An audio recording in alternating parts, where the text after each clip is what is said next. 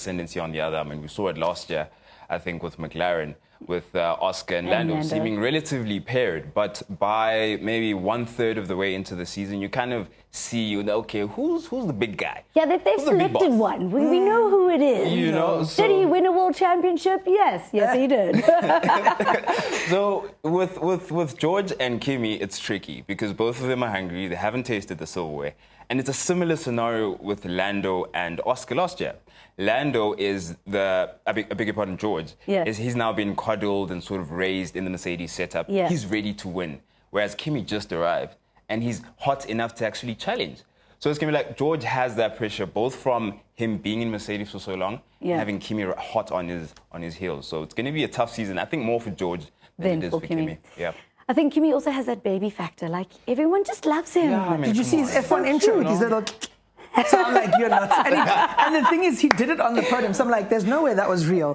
Then you watch him get onto the podium, they announce everyone. And then Kimi comes in, he's doing this. I'm like, you're not serious. So I think we know if the young rookie takes George on, I think it'll be more about George losing his cool. But also George, he will not get, too hot-headed. He'll say, oh, blindly, oh, gosh, that was really not sensible of you. He just needs to get a little bit more aggressive. An aggressive George will be what Kimi wants, and I think Kimi's bringing that out of him. Yeah. All right, so even though Mercedes did win with a 1-2, I think the biggest talking point out of this weekend was, of course, Ferrari. Yeah. And we love giving Ferrari a little bit of stick when it comes to strategy decisions, and it's been the theme of Ferrari for the last few years. And I think, I don't want to say it was bad as the years previous, but it was detrimental to them losing out on 100%. a bigger points finish in this race. Yeah. I mean, why did they make that call? I mean, we've all listened to the social media posts that have come out of the team and stuff like that. Prince, as someone who is heavily involved in racing, you would have brought somebody in. But, look, VSC, Virtual Safety Car, right? It also stands for Free Pit Stop. Like, it's really... It's VSF, fully, VSV, so fully, whatever. That's what it stands for. That's it. So, I mean, even if one of them went in, as Lewis Hamilton said, he went on radio immediately, like, at least one of us should have gone on. And when it comes to strategy, it's not all predictable. It's not all exactly as the projections that they have in their factories are going to go on the day. So there is some room for chance encounters or chance incidents. And usually the idea around a VSC is if it does come about, it's a free pit stop, at least one of us should go. 100%. Yeah. Like, I mean, that's, even if you're not a massive, entrenched Formula One fan, safety car pit stops. You know what I mean? And for them to be caught lacking at a time when, fine, there's a lot of pressure, getting the car right, getting the power unit, new regulations, the pressure will mount even worse than it is now at race 1. There will come a time when they pay for mistakes like this in terms of points, when it comes down to marginal differences, as we saw last season. 3-4 points in it, going down into the end of the season. Half a point at some point. That was when between Lewis Hamilton and Max Verstappen. So the price will be paid, and that's what it takes, I think, to be champion. And the sooner Ferrari gets into that culture of every detail, every moment like this counts, the sooner we're going to see them in championship winning and challenging conversations. Can we put this down to school fees? Can we put School fees? School fees. They paid some school fees. For the longest team in Formula One, here's your school fees. Here's your money. But this is what baffles me, right? So they are the longest standing team. I've spent time with a real Formula One team. I've spent time with trackside and I've spent time with data. They have access to information we don't have. So they have engineers who can play scenarios. This is what baffles me. They are an incredible team. They've got so much prestige. We love them. They've got access to things mortals don't have. They can play a scenario to say, okay, cool, what is tire degradation like? If we bring one in, can we undercut someone? Can we maybe play a scenario where we can at least get one of us on podium to split the Mercedes in half? Because by that amount of time in a race, which is like 30-something laps, you have scenarios of this happens, that happens. Plan A, Plan B, Plan C. I know, this is Plan the thing. D. Plan D. They finished the alphabet. Plan Z.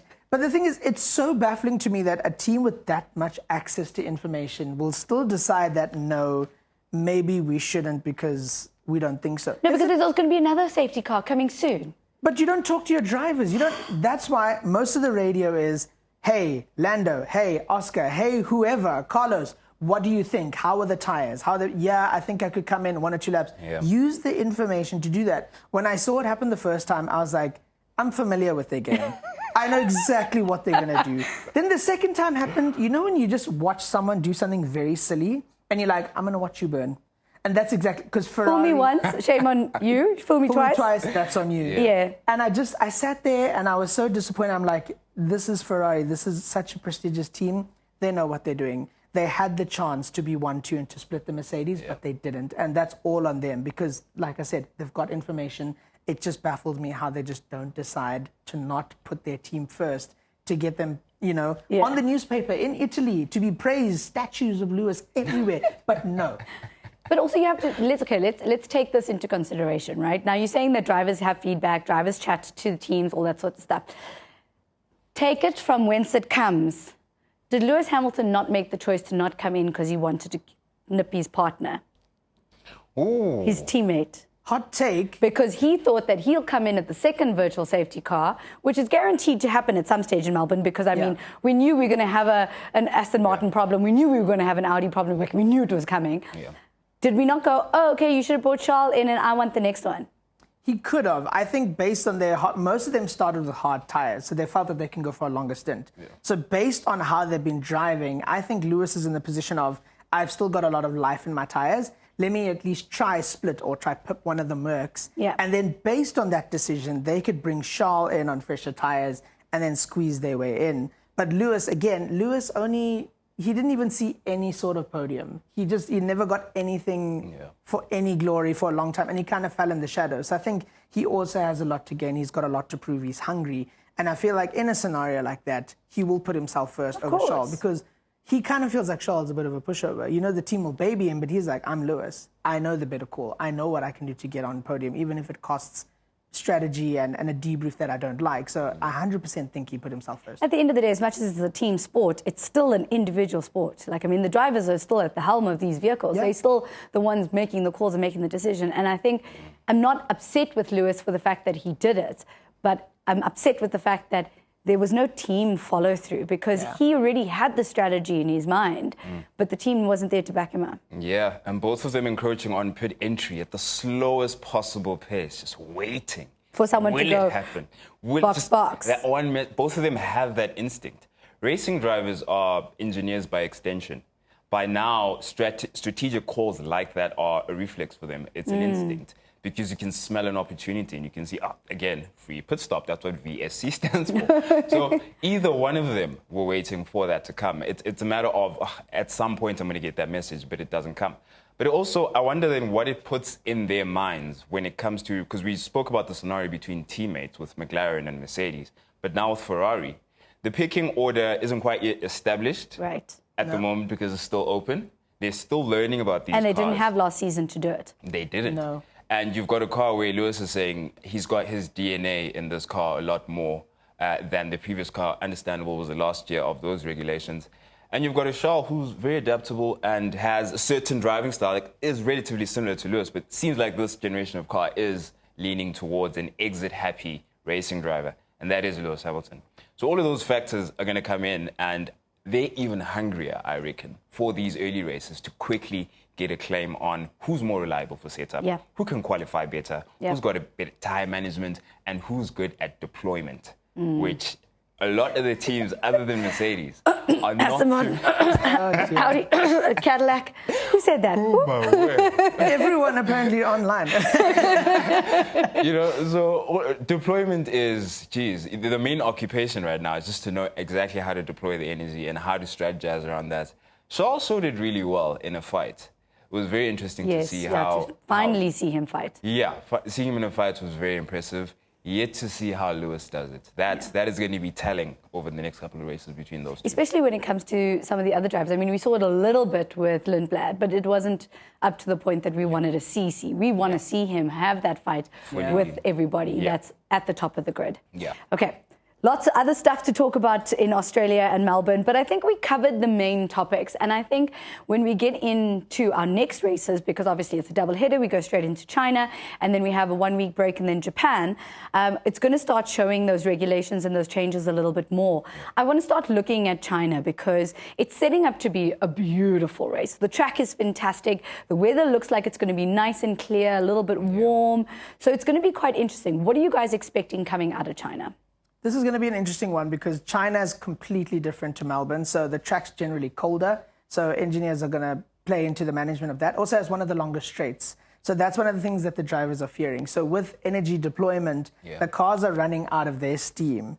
And with this, it's more about PU. So it's going to be a case of how well can they manage this scenario because you can't harvest as much into the braking. So it's got a long straight, and this is when having a powerful car matters. And going into a corner, you're going to try harvest as much as possible. So where you sacrifice. So it's a completely different scenario to Melbourne, and this is going to be, I guess, one of the real tests for a driver and their new car. So I guess it's all about skill and how they can manage battery. Yeah, 100%. But they do have a bigger allocation of energy to manage. Given the fact that you're looking at a slower to medium speed circuit, it's giving a bit more on the allocation and energy harvesting side as compared to Melbourne, which was a lot faster, less braking, less lift and coast, which is a really, really big boost. They get a lot more power from lift and coast than the other regenerative modes of driving their cars. So they will be happier to be in Shanghai for that reason. But as to how they're actually able to manage the fighting element of it now is another thing entirely. It's like you gain some and you lose some as soon as you have it when it comes to the finite resources they have when it comes to energy. So I think that element is going to be a key one because everyone is sort of penciling in the regulations and how power is allocated at the moment as we go from track to track. So they'll come out of Melbourne disgruntled, that's for sure. But they know that Melbourne is not an indicative circuit for the rest of the season. Now that we're in Shanghai, I think after this, the feedback is more now telling as to how teams are actually struggling when it comes to deployment and things of that nature and how they can take the season going forward. All right, gents, we've run out of time, but I want to know, as per usual, your top 3 predictions for China. Maddie, I'll start with you. Ooh, look. Lewis being the most successful in Shanghai, I would love to see him at the top. So I'm going to put Lewis at a P1. If Red Bull can fix their reliability issues with PU, I'm going to put Max as a strong fighting P2. And then, interestingly enough, I'm going to have George as P3. Interesting, Prince. Yeah, okay, I'm going totally the other way. I'm going Kimi for the win. Oscar back in a podium in second place. And I'm going to put Charles in third. Yeah, I like the Oscar. You tell you why, because we didn't get to see him in Melbourne. All right, so I think I'm going to go... I want to see Kimi on the top of the podium. I really want that for him. I think I'm going to go with a Lewis for second, and I think I'm going to also go with an Oscar for third, just because I want to see how that plays out on track, because I think that might get quite interesting. But gents, thank you so much for coming through and chatting to us. It's always a lot of fun. It is, of course, F1 Track This, where we bring you all the latest news in Formula One.